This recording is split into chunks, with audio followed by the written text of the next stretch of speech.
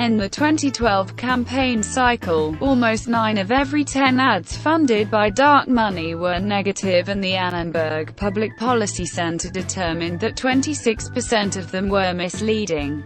Ads paid for by organizations that disclose their donor lists were often deceptive too, but at a slightly lower rate than dark money spots. So does dark money threaten to corrupt U.S. politics?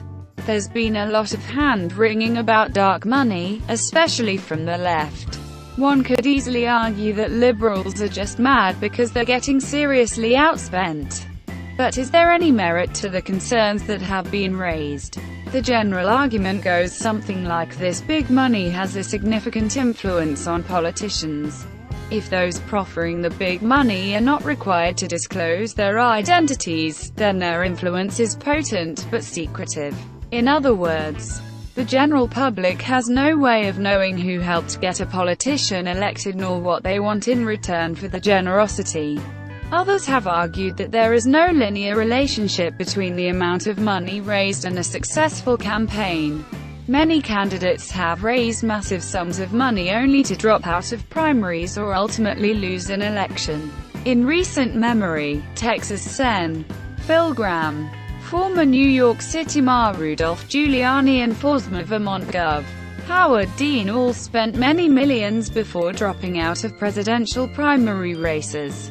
If money doesn't guarantee a win, it's tempting to ask why not simply ban campaign contributions altogether.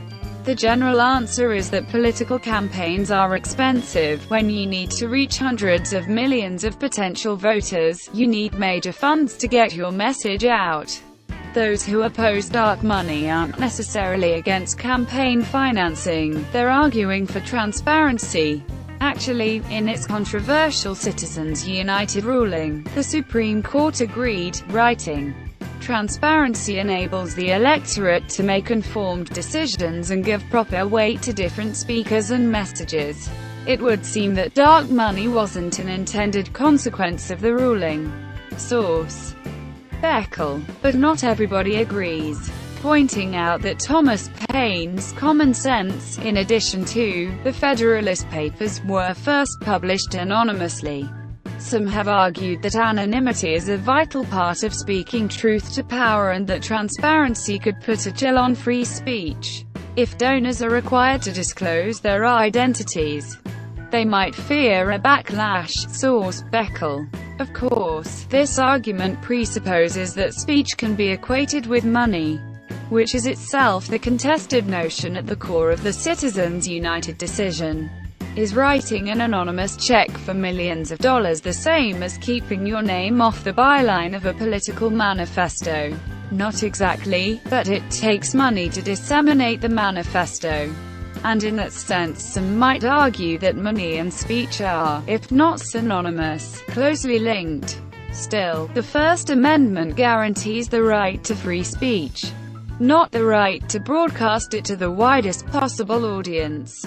It seems hard to get around the fact that if nothing is done about dark money, those with the deepest pockets will have more secretive influence than those who don't. Is that a problem? If your answer to that is, no, that's the way the world works, then dark money probably doesn't really bother you. If it's yes, read on to find out what's being done to curb dark money spending.